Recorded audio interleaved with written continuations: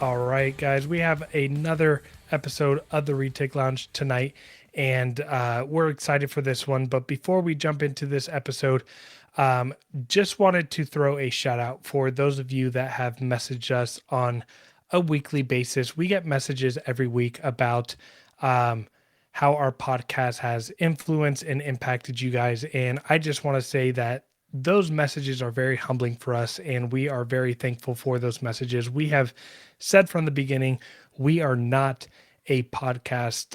We're not a co-host that are experts in doing this. We are not experts in keeping retics and breeding retics. We are just here to share our experiences, information that we have gathered to share with you guys, and to provide a good community for new keepers and new breeders. And the amount of positive messages that we get each and every week is just, it's humbling. And for each and one every one of you that have reached out to us, just thank you so much for that. For those of you tuning in today, whether it's on YouTube, go ahead, like, subscribe, and comment. Do not forget, we are also on Spotify and Apple Podcasts for those of you that want to tune in while you're cleaning cages. I'm going to let Nathan take it away on what tonight's episode is about. And I say tonight because we are recording this at 10:40 p.m. Central Time. So for you guys, it might be in the morning when you're listening. But anyways, Nathan, go ahead. Yeah. First of all, just make sure that you're a member of good old USARC. Member numbers are the most important thing ever, but make sure that you're a subscriber to their YouTube, subscriber to their Instagram. Give them their numbers everywhere. So we're going to be talking about introducing males and females. So first, I think, when meeting a lady, you gotta, make sure that they're single first and foremost. If they're not, and they're still trying to pursue you, maybe just distance yourself. Red flag, red flag. And then if they're single, then maybe take them out to the club, take them out to the bar, take them out to a movie, a nice dinner, something like that. I don't know. And then see where it goes from there. Don't start your introduction until you've at least given yourself that first date, though. It's Lucas? important. I mean, it's important, especially with retics. You want to make sure that you can wine and dine your retic before you go Oh, ahead and do introductions. we're talking snakes. Okay, okay. Okay. My Oh, mind's in other places. Never mind. my bad. Okay, yeah. We are, so tonight's episode, as Nathan said, we are going to be diving into introductions. I just punched my mic and I'm moving my camera. Sorry, everyone. So yeah, we've been getting a lot of questions on our Patreon, as well as just messages, because right now we're at the peak of breeding season for most people. We're in fall, going into winter. This is when temperatures are dropping, and so um, introducing retics can be a little sketchy for a new breeder. And so we just wanted to have a very thorough conversation and breeding segment on doing this. As I was talking, I mentioned Patreon. If you guys are interested, we'll have the link below. We have 33 and counting members on our Patreon. For $5 a month, you can get access to our extremely active Discord, where we have experienced keepers, aspiring breeders, and people that don't even have retics. So for those of you listening to this and you don't have a retic, you have a home. That's here at the Retic Lounge. Um, Nathan, let's Absolutely. jump into um, introductions. And I think that we need to talk about retic breeding behavior. We have an episode we've already done on that, but let's specifically talk about breeding behavior in regards to doing introductions and what we need to be looking out for. So, first signs of anything starting in my breeding season is just going to be food response on my female. Cool. I mean, once I start seeing that female amp up and just be hungry a little bit more frequently, then I'm going to bump up that feeding, and then I have a good idea that I'm going to start seeing follicular growth. Yeah. And just to comment on that, again, we're going to post a link down below for our retic breeding behavior where we get into details about, knowing when your female's ready, those kind of things. But um, a large part of when you do your first introduction has to be based off of the interactions and the behavior of your female. Because if you have an old enough male, the male is going to show signs um, that it's ready when you do that introduction if the female is primed and ready. And so typically females prior to cycling and going through their follicular development will go through a phase of a very heavy food response, meaning they're telling you, I need more calories because I need more reserves in the tank to start building eggs. Your females sometimes, not all the time, but in my observation, again, experiential, in my experience, my females right before they start developing follicles, it's almost impossible for me to get them out of the enclosure without them biting the hook, without them throwing coils at me, without them telling me like, "Hey, feed me more." And so listen to that and start feeding them more. Um, and then, I think it's important to also talk about like in terms of breeding behavior, um, males. Like there's this idea that this myth around that, if you're getting your first retic, get a female super dwarf. They're smaller in size in males because during breeding season, males can be kind of dangerous or they could be finicky. And you know, it's not true for every male, but in my experience, there are males that will react pretty intensely during the breeding seasons when your female is cycling. Like even before my female starts to tell me they want food, I have males that are acting like a bunch of assholes. I don't know about you, Nathan. So the first male I ever dealt with, yeah, I mean, he was just kind of a dick to start out with. I don't think that's a really just a breeding season thing with him. It was a year round, just had it out for you kind of attitude. But luckily, that was a snake on breeder loan. The male I'm dealing with now, I treat him like that other snake, but he is the easiest animal. He definitely does show male breeding signs and he gets excited to breed, but he doesn't get combative with me, which is something we'll definitely Yeah. cover quite a bit in this episode. Is just, uh, you know, uh, during the breeding season, I'm sure people have heard about this in the past, and maybe if you haven't, then cool. But Welcome. yeah, but hormones, these snakes can tell if their keeper is a male or female. So the males with other males can end up getting combative. So sometimes a female keeper has better luck with the males, and sometimes too much luck with the males. Yeah. So I mean, let me. I think that's a really good point because when I first got into breeding, I had a mentor at the time that told me to be careful with males because males can tell that I was a male, and I was like,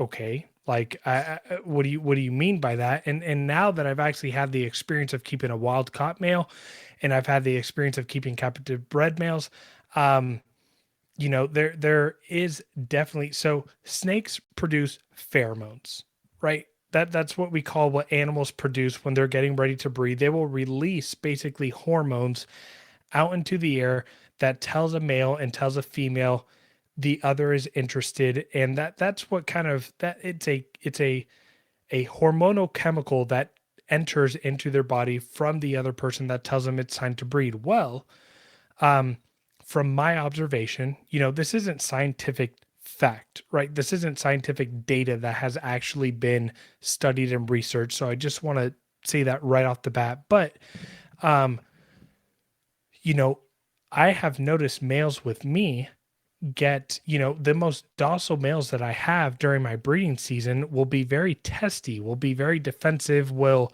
be very twitchy, will tug at me, will get very upset. Um, that's very out of the norm. And then we have an amazing Patreon member. Her name is Alessa. She Oh, has we're gonna out her, throw her no, under the we're bus. we're we're outing her. Alessa, number one, thanks for your support and your knowledge. She's been keeping reptiles for over 20 years. And she's been keeping retics for a good bit now, but she has a male retic that during this cool time during the season and temperatures are dropping, she was just holding her male retic and he decided to drop a sperm plug onto her, never once acting defensive towards her like my males have done towards me. But this male literally, shot out a sperm plug right onto her arm. I'm going to get her permission to see if she's okay with this, but she posted a picture on our Patreon. I'm going to see if we can include this here for the episode for you guys of the sperm plug literally just shot right on her arm. Um, I, I didn't know she posted the picture, and I'm kind of glad I didn't see it. yeah, no, she literally posted a picture on her forearm of this sperm plug that this male just was like, "Here you go." Um, and so, I'm not going to the stretch to say that our male retics want to breed with female women, humans, but from my experience of how my males change behavior towards me and what I've been informed by my mentors, and just in general, this whole rumor of how male retics can be finicky towards human males, just something that you need to be aware of. Um, and for you female keepers out there, just watch out for sperm plugs on your forearms. Hey, at least they're not gonna try to fight you. Right, exactly. Um, but yeah, so breeding behavior is something that we definitely need to make sure that we are on top of and being careful. Um, Males are combative, as Nathan said. If you put a male and a male together on accident during the breeding season, it can be very catastrophic. What up, Kitty? Um, so if you get an animal from someone, I saw this pop up on the Retic Nation the other day, in a couple other places as well. But um, no matter how reputable the breeder is, it doesn't matter who the breeder is. If you're buying a male, they send you a male, double check, triple check. If they're sending you a female, double check, triple check. We all make mistakes. Um, and sometimes you will get the opposite sex animal that you asked for on accident. So, if you plan on breeding, double, triple check those sexes to make sure, because putting a male and a male together is asking for some serious, um, potentially life threatening situations that your snakes can be in. Yeah, and introducing snakes too young before they're sexually mature can also result in kind of the similar behavior. I mentioned it, I think, in an episode previous to this. I had a snake that I rescued, and then a clutch mate of that snake that I had already been raising up for a few years.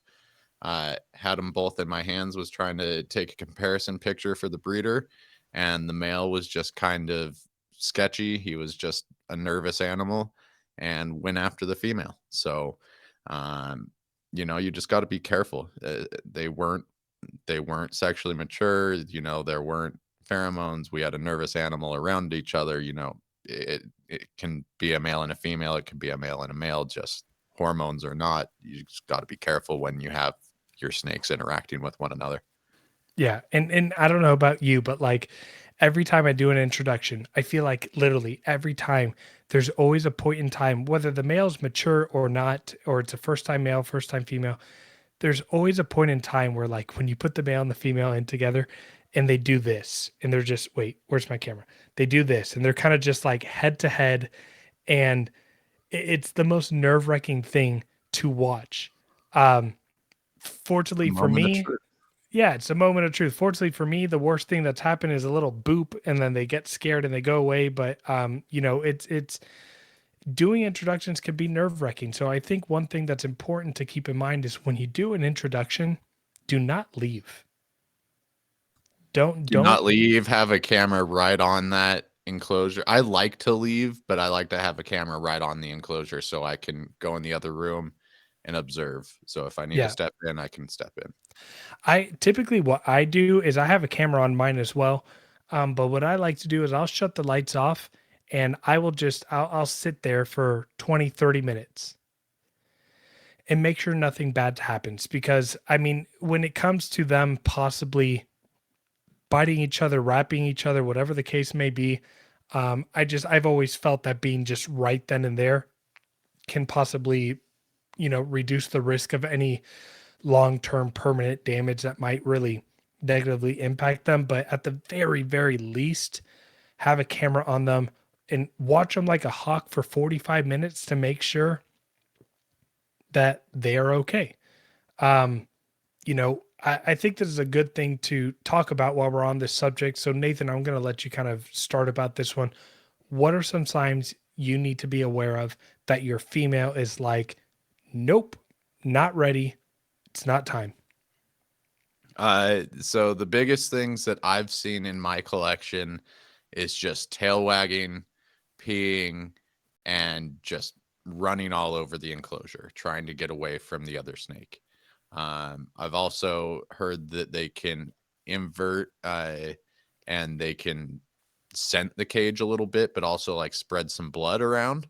Yeah. So invert the cloaca. So if Cloaca, you thank get, you. yeah. So if you are watching them and you see your female literally push out her cloaca to where you can see flesh, and her insides, she'll spray her pee and sometimes even blood will pop up. And oftentimes you'll see tail wagging, right? And a female will tail wag. And for me, that's not a definitive sign No, that you because need. sometimes they'll wiggle a little bit Yeah, to sometimes kinda they'll. trigger the male to know where to go, that kinda thing. Yeah, and on top of that, I mean, I have females that sometimes play hard to get. They'll buck, they'll throw coils, they'll wag their tail. But if I don't see excessive peeing or I don't see them push their cloaca out, that's when I'm like honing in, I'm focusing, I'm watching them. And for me, fortunately, even with those behaviors, I haven't had any issues. But so yeah, tail wagging, first warning sign where you need to really make sure that you're watching. If your female is pacing back and forth, bucking off the male, pushing her cloaca out, spreading urine, blood to an extreme, and it happens. That does happen. Um, get that male out of there. Your female is telling you and telling that male, get away from me. Um, Well, and I've and even had it be on the much more mild side of that, where they're just totally uninterested in each other. They yeah, find another side of the cage and separate. yeah, yeah. Um, so your snakes are going to just listen to them, watch them, observe them, and you'll get an idea of where you're at. But um, now that we're talking about where the female is at, I think this is kind of a controversial topic for some people in terms of when is it the right time to begin introductions. Because there are two mainstream thoughts. There's the thought of doing early introductions when your female is slowing down on food. And then there are the other mainstream thought of the only time that you need to be doing an introduction is when your female is completely off of food. So I think me and Nathan here are going to share our experiences. So, Nathan, what do you do? Yeah. So as I was kind of mentioning earlier, the first signs I look for during the start of my breeding season is just that increase in the food response of my females. Uh, like Lucas was saying, sometimes they can get a little bit more twitchy, a little bit harder to handle during that time. Uh, and then the males will start cruising their cages a little bit more. I don't start my intros really until that food response starts to slow down a little bit and that animal becomes easier to maintain. Once it's back to that almost normal relationship I have with that animal, then I'll start thinking about doing early intros. Once Yeah. I can sense that they're probably a few meals away, 2 to 3 meals away, I'm going to start seeing if the female is receptive to the male. Yeah, and that's a good sign. And I mean, I've literally been asked this question by experienced keepers before, and I've gotten people like literally telling me that I'm a piece of shit breeder because I've done introductions in the past when my female wasn't fully off of food. That's how strongly some breeders feel about like that topic. But I've done both. So like I do what Nathan does. So like I'll observe and I'll see that my female has an intense feeding response, and then all of a sudden I'll notice that like I'll be thawing out food, and instead of her pacing the enclosure, she's just sitting there. I'll open up the sliding glass door, and instead of her like right away being ready to go, she's just kind of laying there. I'll put the food in front of her face. She thinks about it and then strikes and then eats it, right? Yep. I mean, During during that time is like I'll feel okay with after she digests that meal of putting a male in there and seeing where she's at. Um, but not all of my females will respond in that gradual way. Like my second year of breeding my wild caught female, her food response, and this is because I was also cutting her down on weight. And so just naturally that entire year, her food response, she was just, she wanted to eat me. Because I was trying to reduce her weight and I was really restricting her caloric intake because she was a little on the heavy side. And so that entire year, her feeding response was insane. And then all of a sudden, one day I went to feed her and she was off of food. Um, and so because she was off of food, in that experience, I put the male in with her and there was a lock within 4 to 5 hours. And so, if I'm going to advise you new breeders, the absolute safest manner of doing it is wait until your female is off of food because you know for sure she has follicles building and she is ready to go. Um, that is the safest bet. But if you understand and you observe your female's behaviors, you can get an idea of when they're getting very close. You can put males in to test the water.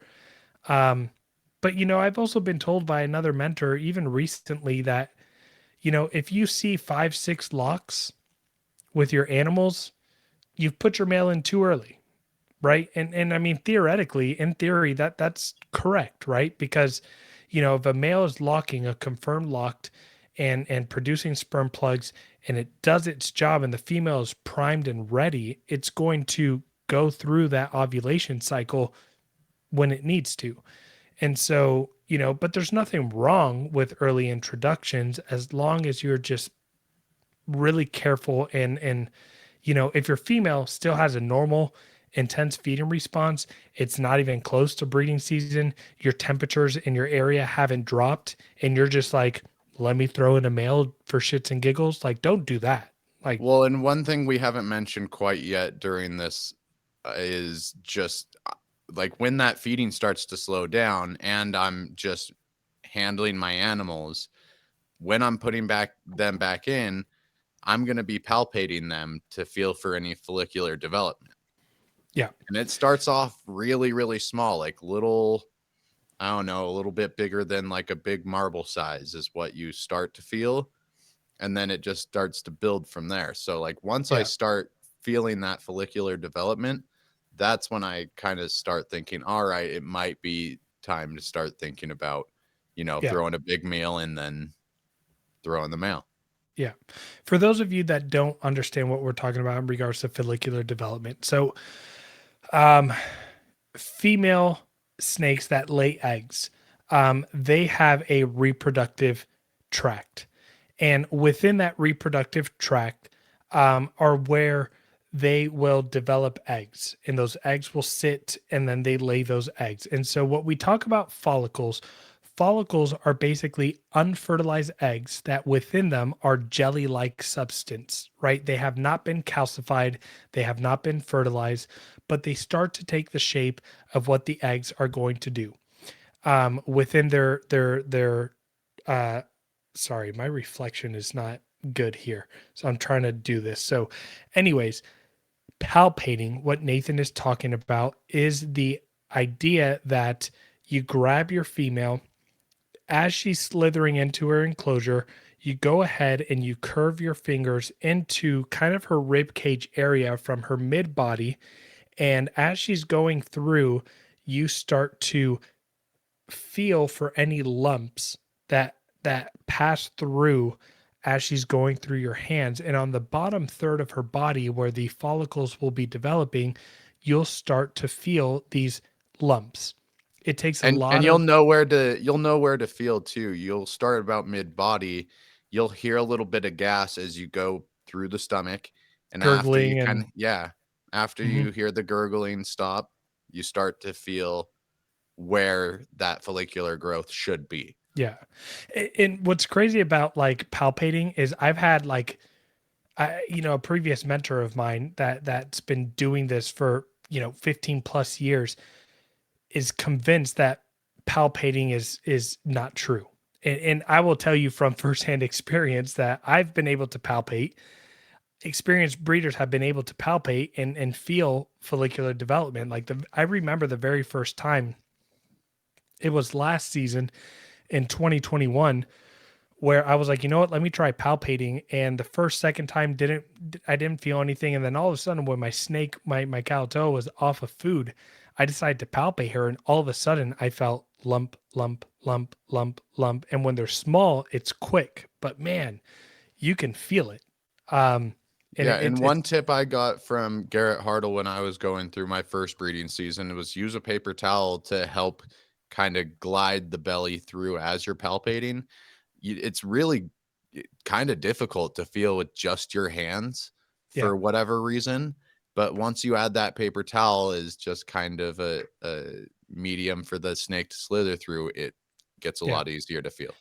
And if you are one with your snake like Garrett is, and you put your hands on the bottom of them, he likes to rest his head on the back of the animal, like, and he Well, just and like, he'll also like pull down too a little bit. Like yeah, as they're going forward, he's not just sitting there, he's kind of pulling as he's going with the yeah. snake. Sorry for bumping the mic. No, that's Bumping okay. mics. Great special if anyone likes comedy. Um, yeah, so you could definitely palpate your females. For any of you that don't think palpating is a real thing, then you clearly haven't tried enough. But yeah, we got off topic in terms of palpating, but yeah, so in terms of when is the right time to do intros, people are going to tell you don't do it unless they're off of food. I think that if you know your snake and you observe behavior, they're slowing down drastically on feeding response, it's okay to do it. But the way that I do it in my method, um, not everyone does it this way, but I will always, 100% of the time, I remove my female from her enclosure first. And the reason why I do that is because I want her to be 100% aware this is not feeding time.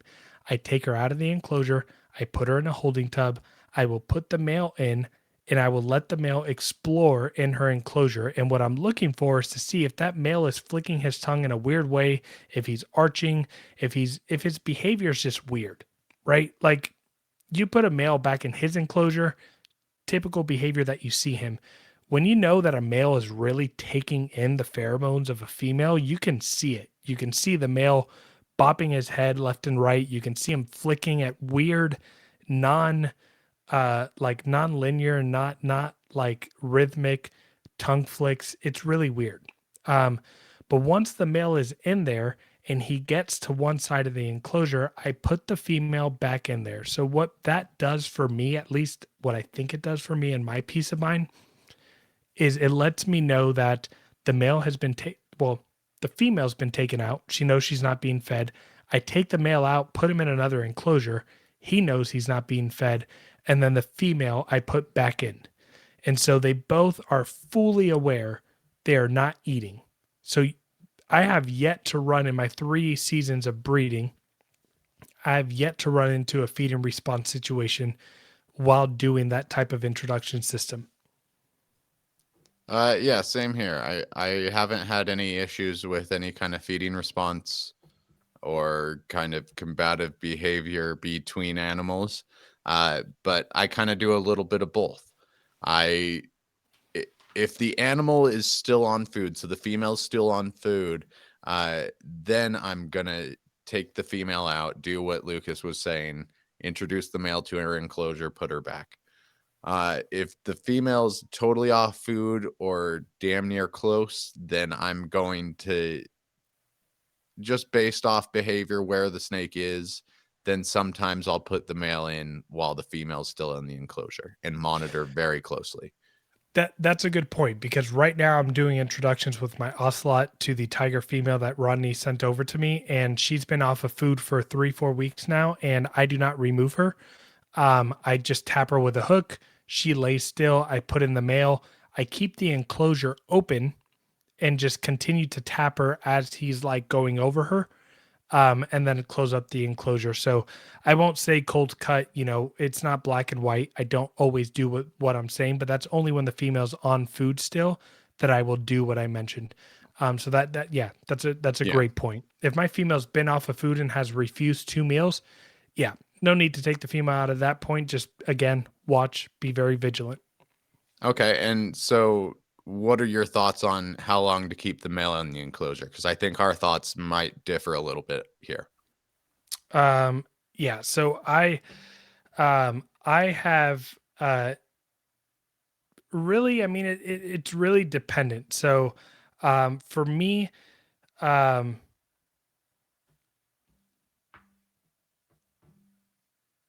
okay, so there's two school of thoughts here, or probably more, but there are people out there that say, like, if your female is off of food, don't remove your male.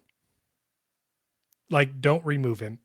And so there's the other school of thought that's like, every 3 to 4 days, remove the male, let him reset, feed him, put him back in, and go through this 4 or 5 day cycle.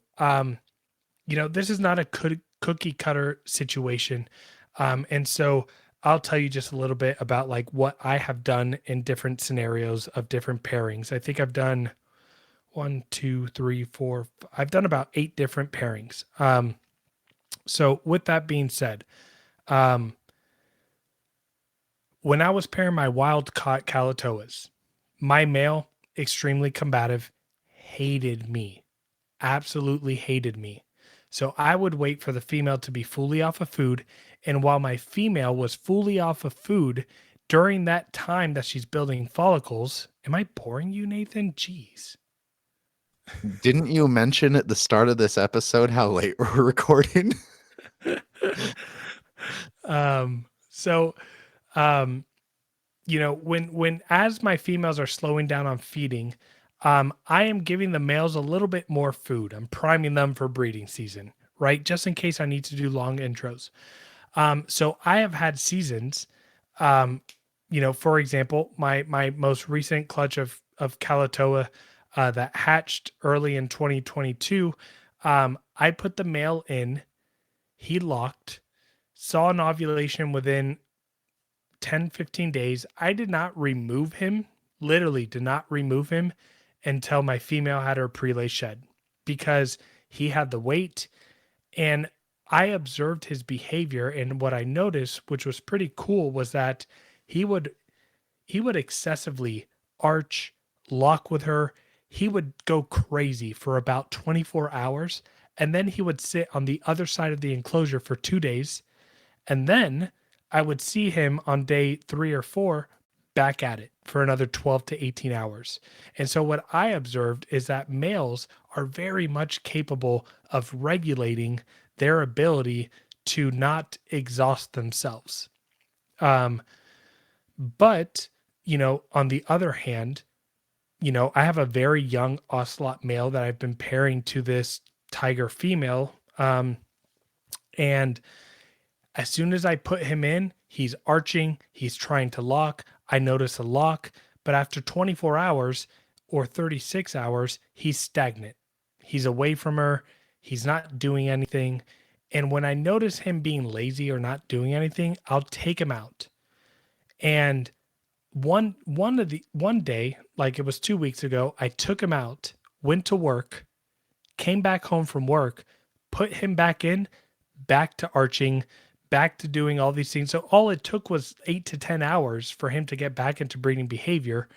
And so, you know, I can't give a clear cut answer other than, if you haven't witnessed a lock, I play on the safer side, keep the male in there. Your male is not going to starve itself, it's not going to die. If you keep a good eye on its body composition, there's no such thing as overbreeding a male, in my opinion, if it's only being paired with one female, right? Your male is not going to overbreed and kill itself because it's only with one female. So keep the male in there if you haven't seen the lock. Take him out every 10 days, give him a small meal, not a big meal. You don't want to try to introduce a full shed cycle for this male because then they'll really do nothing for some males. So feed it a small meal to give it some calories, some energy, and put it back in. Um, that's kind of my system. During the breeding season with males, I feed them smaller meals and I try to do, I really try to be minimally invasive. I don't want to go back and forth with taking them out, put them back in, take them out, put them back in. That was a long-winded answer, so I I was gonna apologize.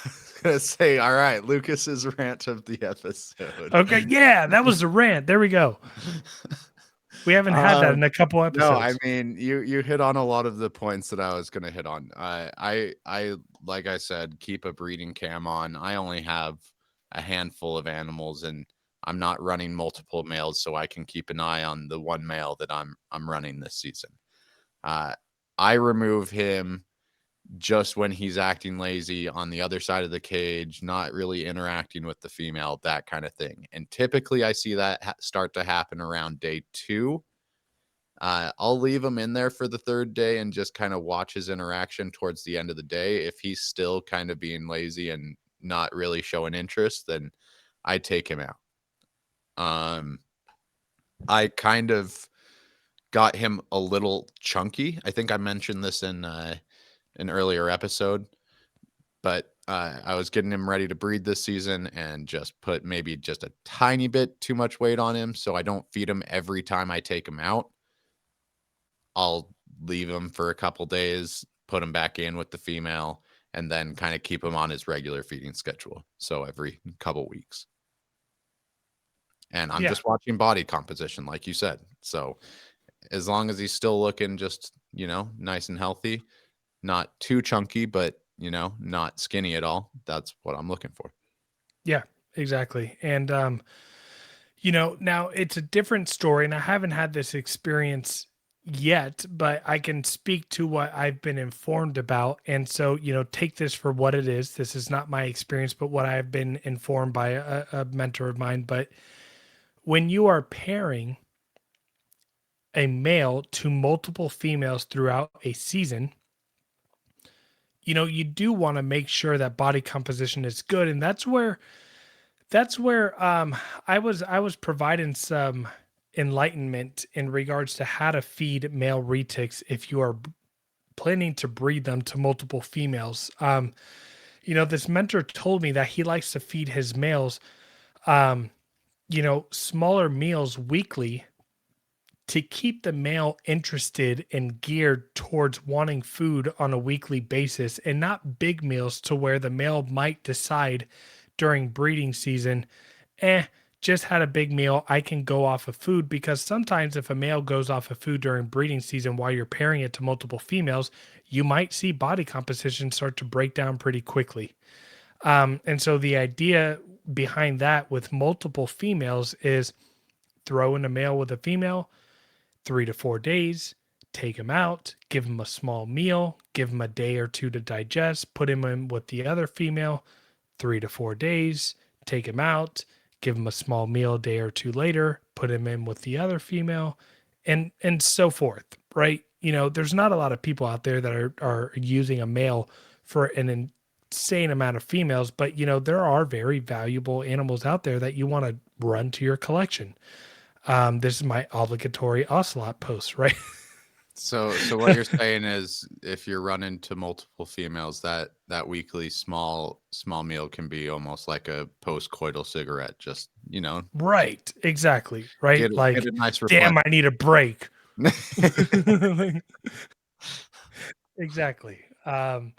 Yeah, so absolutely, just taking them out, small meal, rest a day, in with another female because males will, males have been known to decline food during the breeding season. And if you're running a male to a bunch of females, let me tell you, if a male goes off of food and you have a duty for this male to be with multiple females and that male doesn't want to eat, you know, it's a lot of work for that male to be courting, arching, locking, and doing all of that with multiple females without meals. So keep that in mind, when you're feeding your males throughout the year. Um, Yeah, I'm only breeding to 2, so he can keep his energy up pretty well. yeah, yeah. Your male's beautiful, by the way. Body composition's good, in my opinion. I mean, he looks great. He looks like a good breeder female male. Yeah, yeah, he's a great breeder male, and I don't think he's like fat by any means, but I got him up to size faster than expected, and you know, with the meals that I was giving him, I wasn't giving him small meals. I was giving him decent sized meals. He was getting small rabbits. He's looked good enough to where I can kind of keep him on his regular feeding schedule. He's gonna be switching to rats here with this cold-blooded cafe order coming in. Rabbits have been hard to find. I Thank have you, Black Friday, and thank you, Cold Blooded Cafe, for that sale because it saved me a bunch. Well, and I've been searching for rabbits. Sorry, little tangent, but I've been searching for rabbits for weeks and can't find them. So finally placed that cold blooded cafe order. And as soon as I do, not even 12 hours later, I get a message from one of my rabbit breeders. Oh, I have 10 rabbits that I'm going to be sending up your way.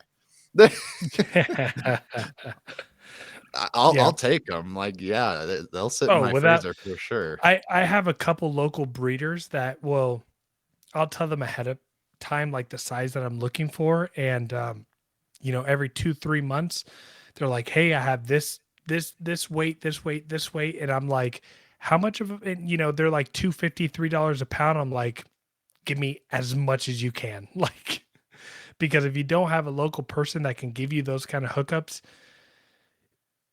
you know, man, there are places that are selling rabbits for $20 for a 3 pound rabbit, and it's like, no, thank you. There's places uh near Salt Lake right now that are charging $20 per pound.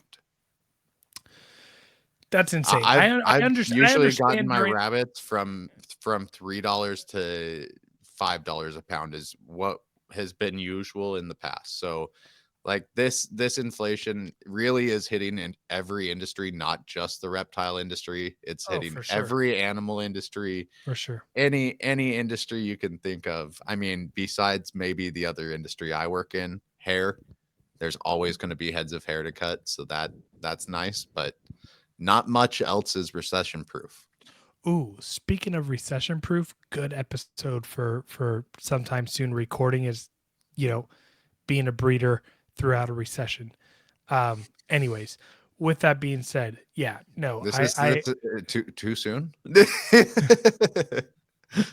yeah, no, I think that that's a good important topic to talk about. I mean, this is my biggest season ever with 4 planned clutches, and we're in a recession.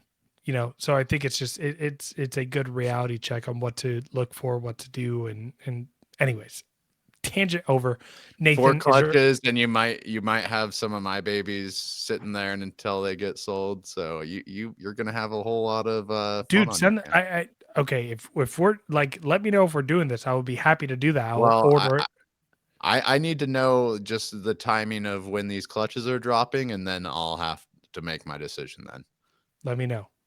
Anyone else who wants to use me to sell their animals, use me. I am your toy. Um, um, as long as your lineages are good. Anyways, so with that being said, anything else you want to talk about introductions that you think it's important that we didn't hit? Not that I can think of right now. I want to make sure that everyone, again, is supporting US ARC. Make sure you're becoming a member. I think for a student membership, it's as little as $5 a month. So make sure you're signing up. Um, Whenever they have a call to action through one of their newsletters, make sure you're supporting there. We have that awesome Patreon that Lucas was talking about. an awesome community full of 33 members, a Discord that's active every single day, all day, Can, all night. It seems can I like. can I can I can I comment on that?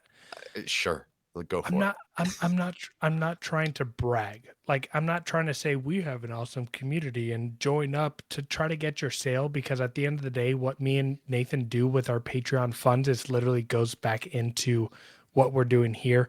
We don't pocket any of it. It's not for us. But literally I'm a member of 6 different Patreons. We have an extremely active Discord. And when I mean extremely active, we have people from boa keepers, arachnid keepers, to we have people in other countries. And the amount of interaction, like, I do my best to just take a step back and like not engage, but the conversation's so good that I'm like a member of my own Discord. Like I have to engage because the conversation is just so fulfilling and good. So um Yeah, yeah. we have awesome people on there, and I think something that we've hit on very early on was we just want to keep this as positive of a community for dwarf, super dwarf, mainland, whatever retic keepers, and just provide a place for us to kind of grow together. And our community has been nothing short of that so far. So Yeah. thank you So guys. You guys are really what makes that possible. yeah. So join our Discord today, or yeah, join our Discord today, but you have to become a Patreon member first. So uh, join at the link Bitch. in the description. Yeah. Again, thank you guys so much for joining us on another episode of the Retic Lounge. You guys have a good morning, good evening, good afternoon, good night whenever you're listening to this. We'll see you next week. See you next week.